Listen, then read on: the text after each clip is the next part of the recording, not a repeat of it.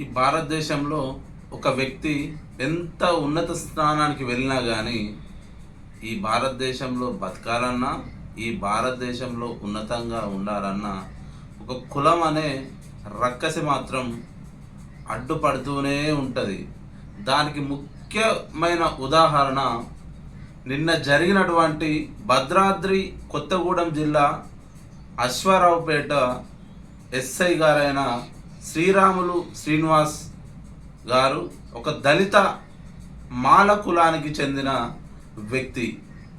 ఆయన స్టేషన్ పరిధిలో ఆయన కిందున్న కానిస్టేబుళ్ళు ఈయన ఒక కులం తక్కువ వ్యక్తి అని ఈయనను గౌరవించరు, ఈయన మాట వినరు.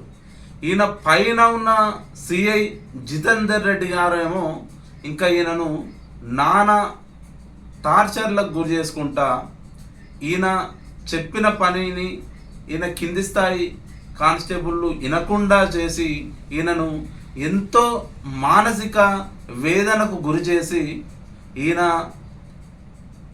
ఒక సూసైడ్ చేసుకొని చనిపోయే విధంగా ప్రేరేపించిన వ్యక్తి జితేందర్ రెడ్డి గారు.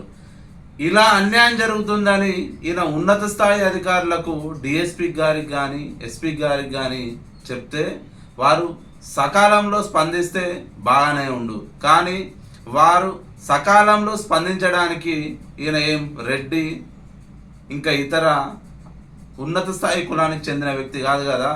శ్రీరాములు శ్రీనివాస్ గారు ఒక ఎస్సీ మాల కుటుంబంలో పుట్టడమే ఆయన చేసిన పాపమైంది.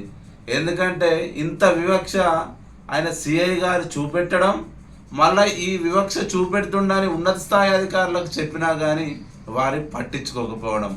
ఇదా ఆయన రాత్రి పగలు అహర్నిశలు చదువుకొని కష్టపడి ఒక ఎస్ఐ స్థాయి ఉద్యోగిగా ఆయన అశ్వరావుపేట పిఎస్ పరిధిలో ఒక ఉద్యోగం చేస్తున్న వ్యక్తికి ఇంత వివక్షణ అంటే ప్రభుత్వంలో ఉన్న ఒక సిఐ స్థాయి వ్యక్తులే ఇంత కుల వివక్ష ఒక ఎస్ఐ స్థాయి వ్యక్తి మీద చూపెడితే అదే సిఐ జితేందర్ రెడ్డి ఇంకా ఇతర వ్యక్తుల పట్ల సాధారణమైన ప్రజల పట్ల ఇంకా ఎన్నిసార్లు తెలియకుండా కులం పేరుతోటి దూషించిండో, కులం పేరు పెట్టి వారిని వివక్షకు గురి చేసిండో మనకు అర్థం. అట్లనే ఇప్పుడు ఆయనపై చర్య తీసుకోవాల్సిన ఉన్నత స్థాయి అధికారులు మొన్న నెల క్రితం కాళేశ్వరంలో ఒక లైంగిక వేధింపుల కేసు విషయంలో భవానీ సేన్ గౌడ్ అనే ఎస్ఐ గారిని డైరెక్ట్ ఆ సంఘటన జరిగిందో లేదో తెల్లారి డైరెక్ట్ ఆయన నౌకర్లకెళ్ళి డిస్మిస్ చేసిండు. కానీ ఆయన గౌడు కాబట్టి ఆయన డిస్మిస్ చేసిండు. అదే ఈయన రెడ్డి కదా, ఈయన జితేందర్ రెడ్డి కదా, ఈయనను కనీసం సస్పెండ్ చేయకుండా ఐజీ కార్యాలయానికి అటాచ్ చేసిండు. జితేందర్ రెడ్డి గారిని ఐజీ కార్యాలయానికి అటాచ్ చేసిండు.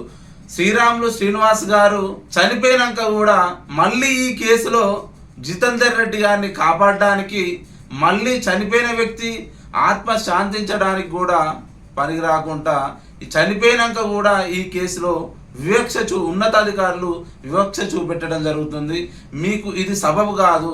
చనిపోయిన శ్రీరాములు శ్రీనివాస్ మాల గారికి సత్వరమే న్యాయం జరగాలి. ఆయన ఇద్దరు పిల్లలకు, ఆయన భార్యకు వారికి తక్షణ న్యాయం మీరు ప్రభుత్వం తరఫున ప్రకటించాలి. ఇలాంటి సంఘటనలు మీరు ఒక లా అండ్ ఆర్డర్ కాపాడే పోలీస్ వ్యవస్థలో మళ్ళీ ఇన్ ఫ్యూచర్లో ఇలాంటివి జరగకుండా మీరు ఉన్నత స్థాయి అధికారులు చూసుకోవాలని మేము కోరుకోవడం జరుగుతుంది. జై భీమ్, జై తెలంగాణ, జై యువశక్తి సేన.